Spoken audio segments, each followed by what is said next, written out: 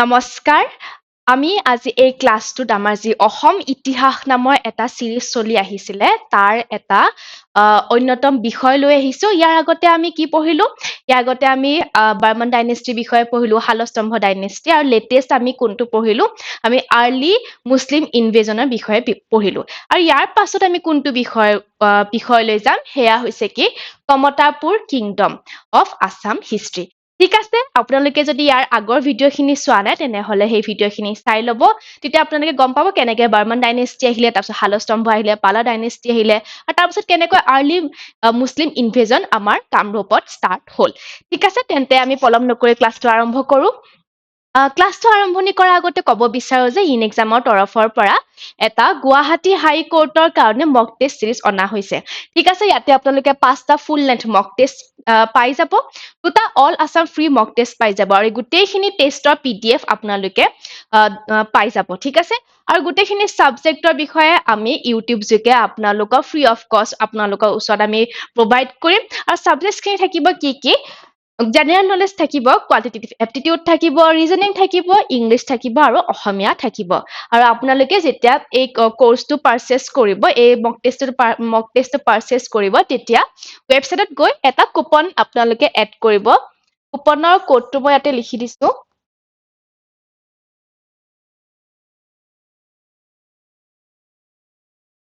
in এক্সামটো আপোনাৰ capital লেটাৰত লিখিব লিখি কিনে 01 আপোনালোকে লিখি দিব আৰু তেতিয়া আপোনালোকে এটা আৰ্লি বাৰ্ড ডিসকাউন্ট পাই যাব ঠিক আছে কমতা কিংডমৰ বিষয়ে পঢ়াৰ আগতে আমি এইটো বস্তু চাব লাগিব যে তাৰ আগত অসমৰ সেই ৰাজনৈতিক বা সেই পৰিস্থিতিটো কি হৈ আছিলে সেইখিনি সময়ত আৰ্লি মুছলিম ইনভেজন আমাৰ ষ্টাৰ্ট হৈ গৈছিলে ঠিক আছে আৰু এজন ৰজা আছিল তেওঁৰ নাম আছিলে কি সন্ধ্যা তেওঁক যেতিয়া মুছলিম ৰুলাৰে তেওঁক সন্ধ্যাক যেতিয়া ৰুলাৰ হিচাপে মানে পাতি থৈ গ'ল তেতিয়া তেওঁ নিজাকৈ এখন কিংডম ষ্টাৰ্ট কৰিলে সন্ধ্যা ৰজাই ঠিক আছে আৰু এই সন্ধ্যা ৰজাই কোনখিনি সময়ত যদি কিংডমখন ষ্টাৰ্ট কৰা বুলি কোৱা হয় তেনেহলে তেওঁ 1257 কমন এৰাৰ পাছত এই কিংডমখন স্থাপন কৰা বুলি কোৱা হয় আৰু এই কমতা কিংডমখন কোনখিনি অঞ্চলক লৈ কিনে তেওঁ গঠন কৰিছিল হেয়া হৈছে কামৰূপ ডিস্ট্ৰিক্ট গোৱালপাৰা তাৰপিছত জলপাইগুৰি কোচবিহাৰ আৰু বাংলাদেশৰ মেইমেনসিং আৰু ৰংপুৰ এই গোটেইখিনি জাগাক লৈ তেওঁ কমতা ৰাজ্য স্থাপন কৰিছে ঠিক আছে আমি গম পালো কোনে স্থাপন কৰিছিলে কমতাপুৰ হেয়া হৈছে সন্ধ্যা ৰজাই স্থাপন কৰিছিলে কিন্তু ইয়াৰ আঁৰত কাৰণটোনো কি আছিল আমি সেই বিষয়ে চাওঁ আহক কাৰণটো আছিলে মই অলপমান আগতে কোৱাৰ নিচিনাকৈ যেতিয়া আৰ্লি মুছলিম ইনভেজন ষ্টাৰ্ট হৈছিলে বখতিয়াৰুদ্দিন খিলজীৰ পৰা সেই তাৰ পাছত সন্ধ্যা ৰজা হোৱাৰ পাছতো তেওঁক বাৰম্বাৰ আক্ৰমণ কোনে কৰিছিলে মালিক ইখতিয়াৰুদ্দিনে আক্ৰমণ কৰি আছিলে আৰু সেই হেতুকে তেওঁ নিজৰ কেপিটেল শিফ্ট কৰিলে কলৈকে কমতাপুৰলৈকে তেওঁ কেপিটেল শিফ্ট কৰিলে আৰু যিহেতু নিজৰ এই কিংডমখনৰ নাম তেওঁ কমতাপুৰ ৰাখিলে সেয়েহে তেওঁ নিজকে কমতেশ্বৰ নামটো দিলে আৰু তেওঁৰ পাছৰ ৰজাখিনিও আনকি কোচ ৰাজবংশলৈকে নিজকে সকলো ৰজাই কমতেশ্বৰ বুলি সম্বোধন কৰিছিলে হল আৰু তাৰ পাছত সন্ধ্যা ৰজা হৈ আছিলে তেওঁৰ পাছত আন 4জন ৰজা হৈছিলে তেওঁক ধৰি আৰু 4জন হয় সেই গোটেইকেইজন ৰজাৰ বিষয়ে আমি চাই লোৱা হওক সেই ৰুলাৰ্ছখিনিৰ নাম আছিলে প্ৰথম আমি সন্ধ্যাৰ বিষয়ে পালো তেওঁ কিমান চনৰ পৰা কিমান চনলৈকে শাসন কৰিছিলে 1228ৰ পৰা 1260 লৈকে তেওঁ শাসন কৰিলে তাৰপিছত আহিলে সিন্ধু ৰায়ে সন্ধ্যা ৰজাৰ পাছত শাসন কৰিব আৰম্ভ কৰিলে 1260ৰ পৰা 1285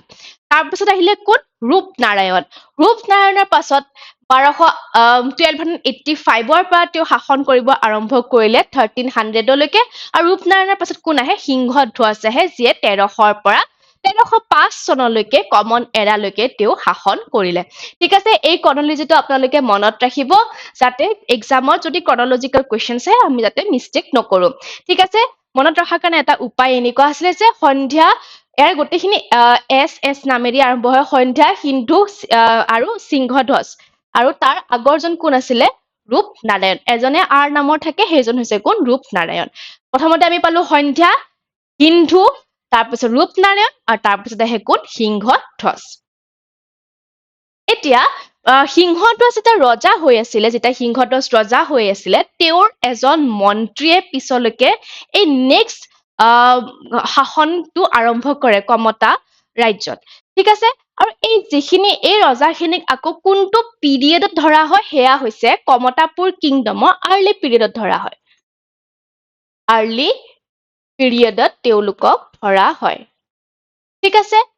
আৰু যেতিয়া সিংহধ্বজৰ পাছত মই অলপ সময় আগত কোৱাৰ নিচিনাকৈ যেতিয়া সিংহধ্বজৰ এজন ৰজা প্ৰতাপ ধ্বজে যেতিয়া নিজৰ শাসন আৰম্ভ কৰে এই গোটেই পৰ্চনছখিনিক বা এই গোটেই সময়খিনিক মিডিল পিৰিয়ড বা middle age of Kamata kingdom বুলি কোৱা হয় এতিয়া প্ৰতাপধ্বজে ৰজা হৈ আছিলে আৰু সেইখিনি সময়তে তেওঁৰ কাজিন কোন আছিলে তেওঁৰ কাজিনৰ নামটো ধৰ্মনাৰায়ণ এই ধৰ্মনাৰায়ণে ৰজা হবলৈ তেওঁ ইচ্ছুক প্ৰকাশ কৰিছিলে আৰু যেতিয়া প্ৰতাপধ্বজ ৰজা হ'ল তেওঁৰ মৃত্যু হ'ল তাৰপাছত গোটেই এই কিংডমখন দুভাগত ভাগ হৈ গ'ল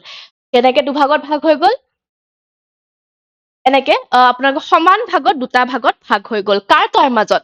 তেওঁৰ কাজিন ধৰ্মনাৰায়ণ আৰু তেওঁৰ পুতেক কোন আছিলে দুৰ্লভ নাৰায়ণৰ মাজত নিজৰ ৰাজ্যখনৰ দুভাগ হৈ গ'ল আৰু কোনখিনি পৰ্চনছ লৈছিলে আমি চাই লওঁ আহক দুৰ্লভ নাৰায়ণে কামৰূপ গোৱালপাৰা জলপাইগুৰি কোচবিহাৰ এই গোটেইখিনি লৈ কেপিটেল ক'ত স্থাপন কৰিলে কমতাপুৰত কেপিটেল স্থাপন কৰিলে কিন্তু এই ধৰ্মনাৰায়ণে তেওঁ ৰংপুৰ মেইমেনসিং এই পৰ্চনছখিনিতে নিজৰ ৰাজ্যখন স্থাপন কৰিলে এইখিনি আছিলে তেওঁলোকৰ ৰাজ্যখনৰ মাজত হোৱা ভাগ বতৰা হোৱা সেই অঞ্চলসমূহৰ নাম এতিয়া যেতিয়া দুৰ্লভ নাৰায়ণ আৰু ধৰ্মনাৰায়ণৰ মাজত যেতিয়া ৰাজ্যৰ সেই অঞ্চলসমূহ ভাগ হৈ গ'ল তেতিয়া এখন চুক্তি স্বাক্ষৰ হৈছিলে কিহৰ ওপৰত চুক্তি স্বাক্ষৰ হৈছিল আমি চাই লওঁ আহক এই চুক্তিখনত কি লিখা হৈছিলে যেতিয়া 1339 চনত যেতিয়া এখন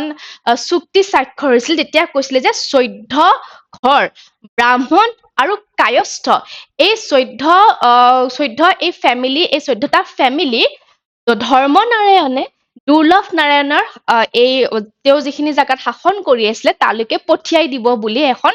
চুক্তি স্বাক্ষৰ হৈছিলে আৰু সেই হেতুকে 14 ঘৰ ফেমিলি অফ 14 ফেমিলিজ অফ ব্ৰাহ্মণ এণ্ড কায়স্থছ ক'ৰ পৰা আহে ধৰ্মনাৰায়ণৰ ৰাজ্যৰ পৰা দুৰ্লভ নাৰায়ণৰ ৰাজ্যলৈকে আহে ঠিক আছে আৰু দুৰ্লভ নাৰায়ণে এই 14 ঘৰ পৰিয়ালক কি কয় নিজৰ ৰাজ্যত তেওঁলোকে থাকিবলৈ বসতি স্থাপন কৰিবলৈ স্থান দিয়ে আৰু এই ক্ষেত্ৰত আমি গম পাওঁ যে তাৰে এগৰাকী খুব বিশিষ্ট ব্যক্তি আছিলে তেওঁ কোন আছিলে তেওঁ আছিলে শ্ৰীমন্ত শংকৰদেৱ যিয়ে আমাৰ নৱবৈষ্ণৱ ধৰ্মৰ প্ৰতিষ্ঠাতা আমি যাক কি বুলি কওঁ আমি কওঁ যে অসমীয়া জাতিৰ ৰাজহাৰ বুলি আমি যাক কওঁ সেই শ্ৰীমন্ত শংকৰদেৱৰ আজু ককাক গ্ৰেট গ্ৰেণ্ডফাদাৰ আছিলে আৰু এই তেওঁৰ নাম আছিলে কি চণ্ডীবৰ আৰু এই চণ্ডীবৰে এই যিমানখিনি 14 ঘৰ মানুহ যে আহিছিলে এই চণ্ডীবৰৰ নেতৃত্বতে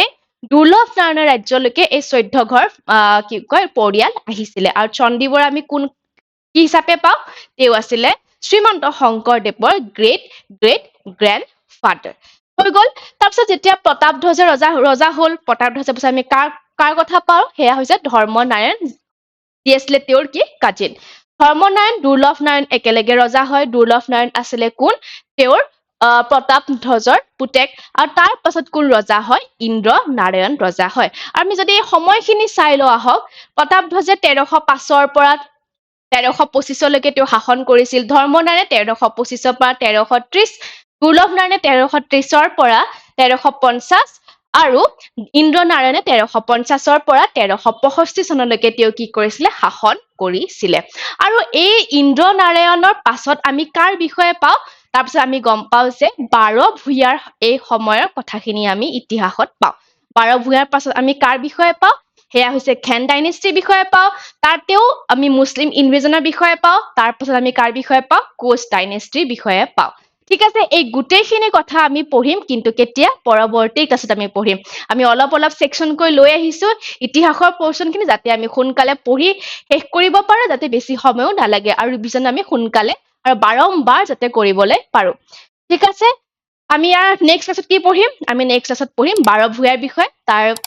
পৰৱৰ্তী ক্লাছত পঢ়িম আমি খেন ডাইনেষ্টিৰ বিষয়ে ঠিক আছে আৰু তেনেহলে